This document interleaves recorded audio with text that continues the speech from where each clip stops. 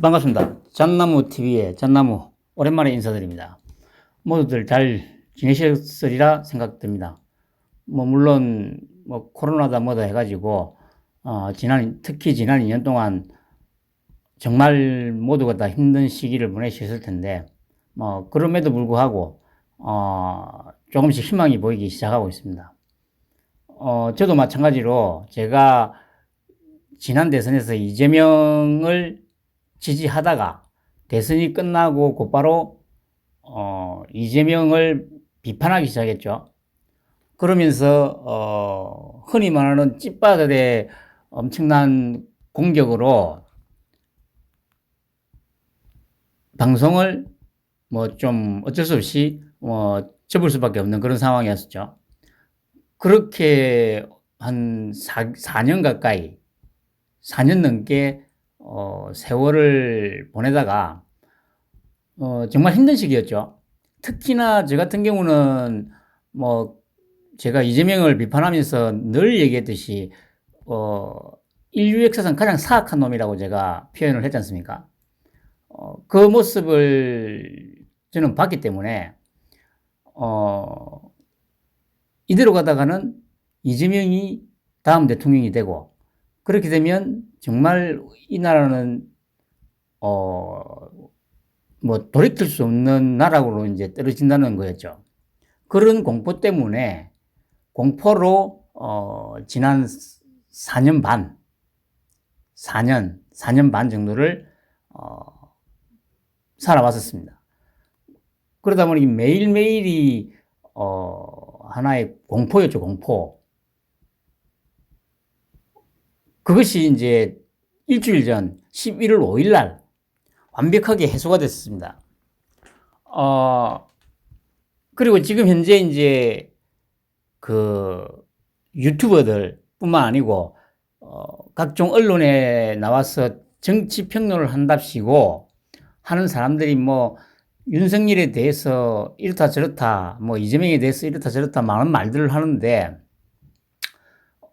제가 장담하건대 이재명과 윤석열에 대해서 가장 정확하게 파악하고 있는 사람은 우리나라에서 딱 두 명이라고 저는 자부를 합니다. 가장 먼저 누구냐면, 제가 이재명 때문에 공포에 질려서 하루하루를 살고 있을 때 지금 다대포에 살고 있는 형님인데 요즘에는 자주 통화를 합니다. 이전에는 그렇게 자주 통화를 못 했는데, 그 형님이 제가 워낙 이재명에 대해서 이제 공포에 떨고 있으니까 한 가지 방법을 제시를 해 줬거든요. 방법이라기보다는, 그러니까 이재명을 가장 효과적으로, 가장 확실하게 제거할 수 있는 방법이라고 하면서 이제 저한테 얘기를 해 줬습니다. 그게 언제냐 하면 2018년 봄이었어요, 봄. 그러니까 지금으로부터 3년 반 전이죠. 그때는 우리나라에서 아마 그 어느 누구도 윤석열이 대선 후보로 나왔을 거라는 걸 짐작이라도 했던 사람이 아마 없었을 거예요. 그 당시에 그 형님이 이제 저한테 표현을 뭐라고 했었냐면은 천하지랄 삼분지기라고 표현을 하면서, 민주당 내에서 이재명과 반 이재명, 그리고 야권에서 윤석열이 대선 후보로 나서면 이재명을 제거할 수 있다, 이런 얘기를 저한테 했었습니다. 당연히 이제 그 형님이 그렇게 얘기를 한 데는 충분한 그 근거가 있었던 거죠. 그 형님이 윤석열에 대해서 그만큼 정확하게 파악을 하고 있었다는 거죠. 물론 이재명에 대해서는 당연히 파악을 하고 있었고, 저도 마찬가지입니다.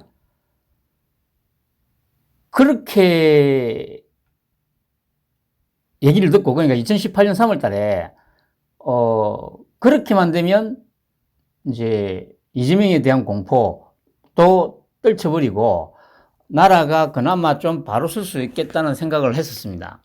그런데 그 기간이 길었죠. 긴 시간 동안. 그리고 그 중간중간에 또 윤석열에 대한 어떤 엄청난 정치 공작들, 뭐 지금도 뭐 그러고 있습니다만 이런 것들이 벌어지면서 이제 노심초사 했었던 거죠. 그러다가 최종적으로 11월 5일 날 그 엄청난 역선택과 공작과 모략질, 내부 총질을 극복하고 돌파해내고 최종 후보로 당선이 되는 순간 정말 4년 반 동안 저를 짓눌렀던 이 공포로부터 벗어날 수 있었던 거죠.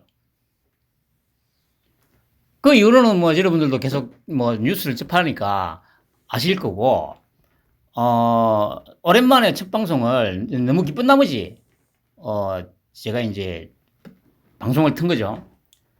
그리고 뭐 지금 현재 어떻든 엄청난 어떤 정치 공작들이 벌어지고 있습니다. 윤석열을 죽이기 위해서.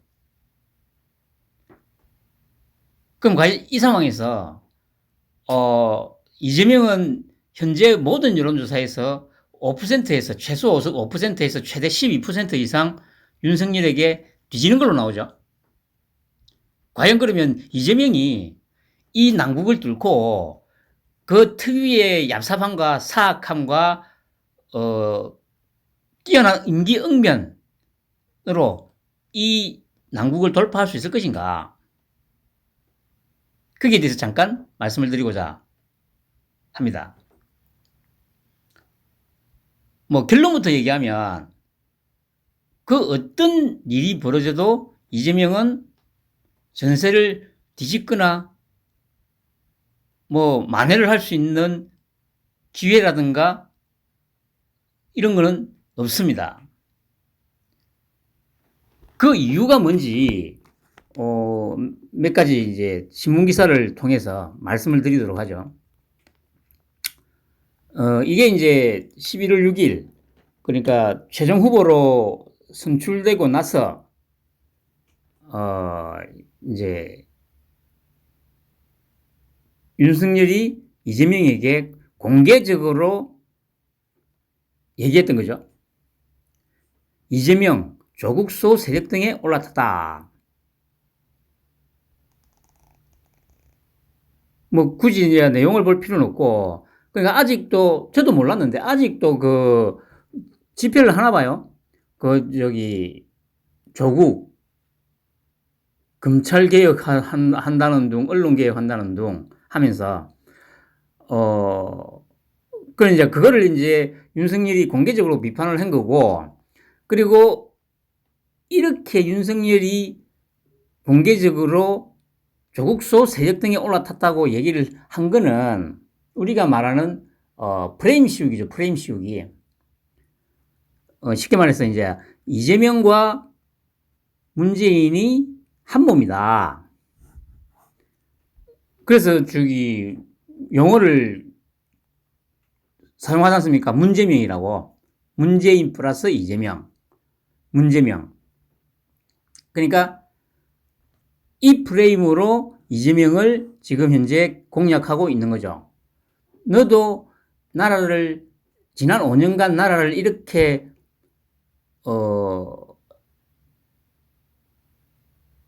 뭐라고 해야 됩니까? 돌이킬 수 없을 정도로 망가뜨린 그 세력의 일부다. 이거를 이제 국민들에게 인식시켜주기 위해서 이제 이렇게 한 거죠. 윤석열이. 그러면 이제 이재명도 분명히 알고 있었을 거라고요. 뭘 알고 있었냐면은 분명히 어느 시점에는 문재인과 결별을 하고 문재인을 악인으로 만들어야, 나쁜 놈으로 만들어야 내가 뜰 수 있다는 걸 알았을 거라는 거죠. 그럼에도 불구하고 이재명이 조국소 세력, 조국 수호 집회에 참석할 수밖에 없었던 이유, 그거는 당연하게도 대장동이죠. 대장동. 당연하게도. 그리고 더 직접적인 원인을 찾으라고 하면 윤석열이죠. 윤석열.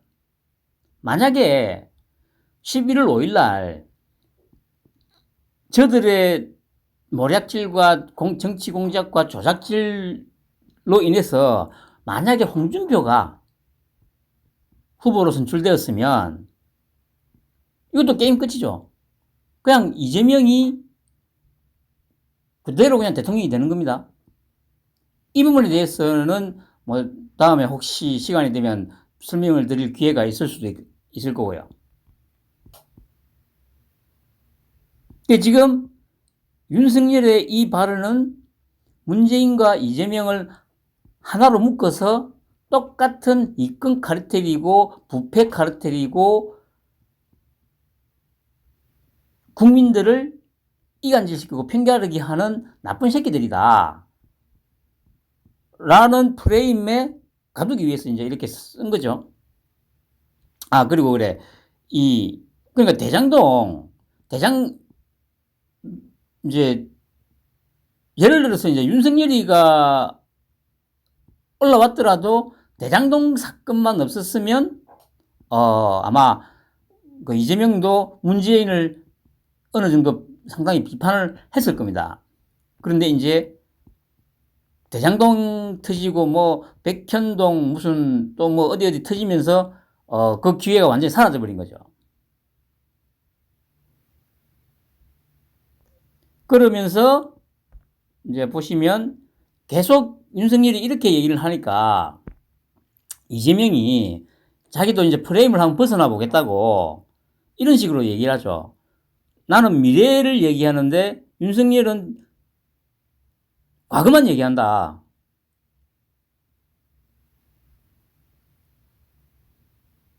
그러니까 미래를 얘기해야지 왜 그 과거를 얘기하느냐.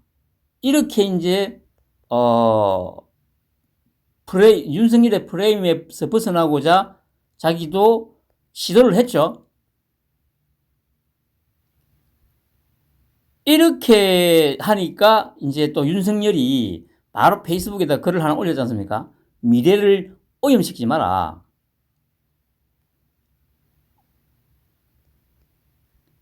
윤석열이 말대로 대장동 탈출 작전이다.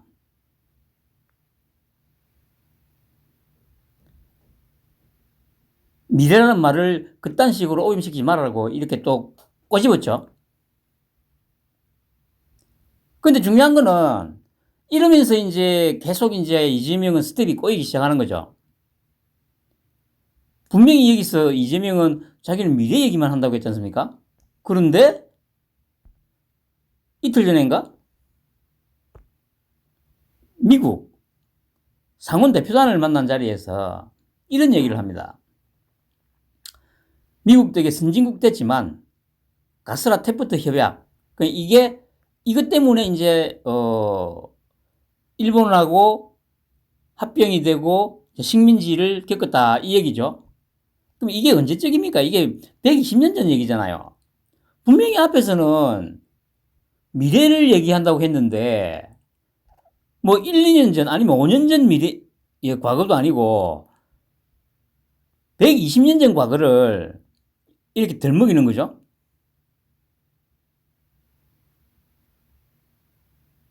이게 이재명이가 지금 불안하고 공포가 크게 달아있는 반증이 되는 거죠. 어제는 미래 얘기하자고 해놔놓고 오늘은 120년이나 지난 과거 얘기를 하고 있잖아요. 그리고 이제 중요한 거는 미국 덕에 선진국 됐지만이라고 하지 않습니까? 그러니까 미국 덕분에 선진국이 됐다. 그러면 이걸 인정을 하면 여기에 대해서 고마움을 표시하는 걸로 끝을 내야죠. 근데 거기에 또 단서를 붙이는 게 가스라 테프트 때문에, 그러니까 너희들 선조들 때문에 우리나라 식민지 겪었다. 이게 말이 안 되잖아요. 그럼 결국에는, 그러면 시간 순으로 놓고 보면 가스라 테프트 협약 때문에 한일 합방이 됐지만 그 이후로 뭐 어쨌든 또 미국 힘으로 해방이 되고 뭐 전쟁도 겪고 하면서 또 미국이 적극적으로 지원을 해주고 일본과 함께 해가지고 지금 이렇게까지 왔으니까 결국에는 역사라는 게 과거에 한 어떤 사건만 놓고 평가를 할 수는 없지 않습니까? 어차피 끊임없이 어떤 사건들이 맞물려서 돌아가는 게 역사라고 보면 미국 되게 선진국 됐다고 했으면 거기서 그냥 고맙다고 얘기를 하면 되는 거예요. 그럼 자기도 이제 뭡니까? 국민들한테 비춰지는 모습이 뭐 그냥 그 미래를 얘기하는 게 맞구나. 뭐 이렇게 이제 인식이 될 수 있죠. 그런데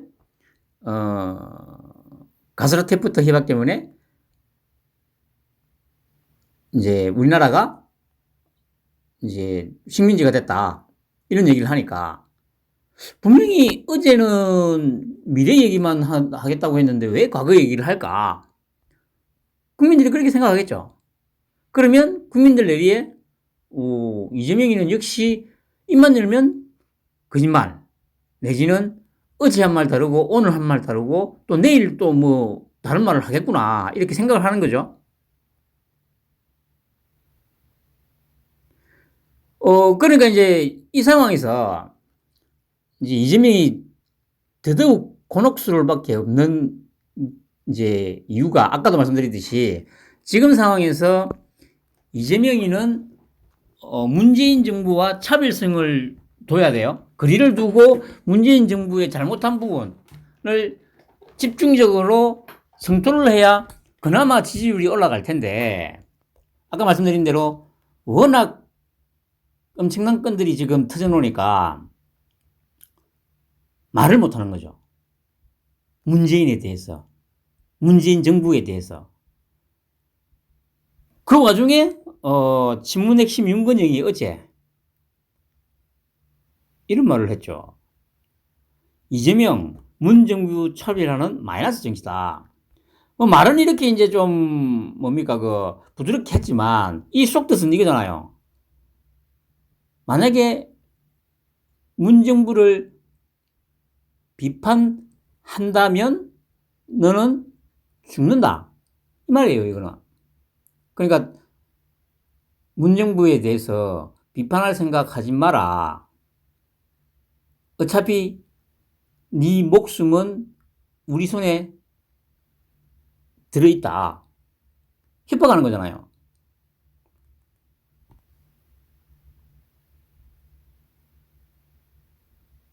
그러니까 이재명은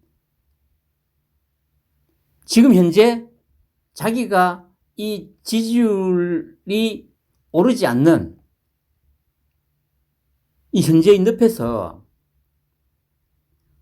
빠져나오려고 허우적거릴수록 더 지지율은 떨어질 거라는 거죠. 더 떨어질 거라는 거죠.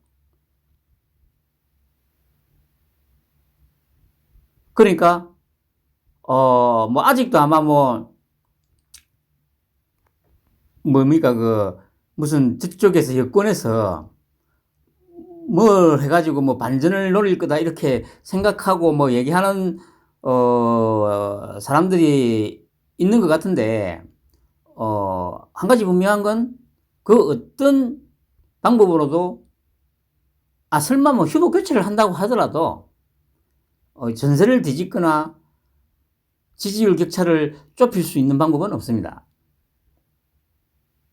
그 극단적인 예가 나오지 않습니까?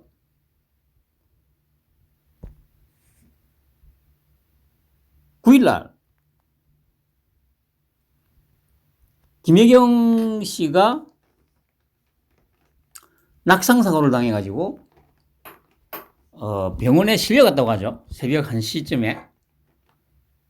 뭐 이 얘기도 뭐 할 얘기가 좀 많습니다만은 길게 할 건 아니고, 제가 보기에는 뭐 어떤 형태의 낙상사고였던 간에 이 사고가 뭐라고 해야 되죠?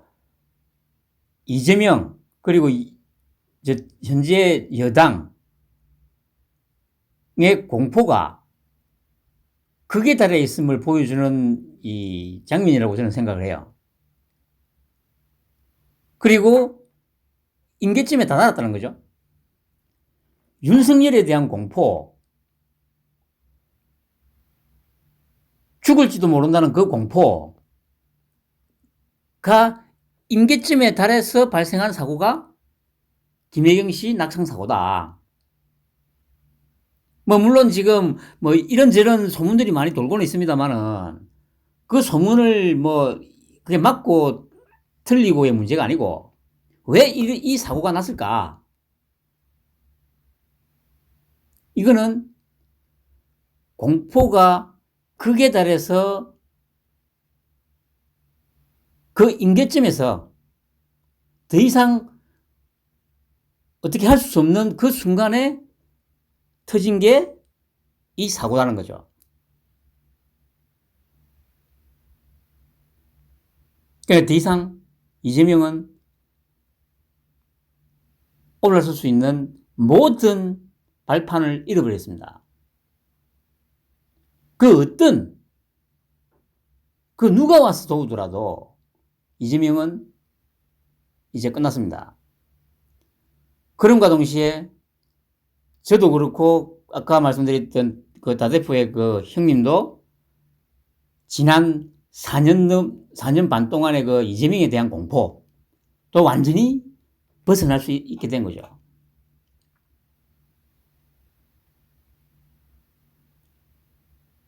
아무튼 오랜만에 첫 방송 이것으로 마치고 또 시간 될 때 찾아뵙도록 하겠습니다. 감사합니다.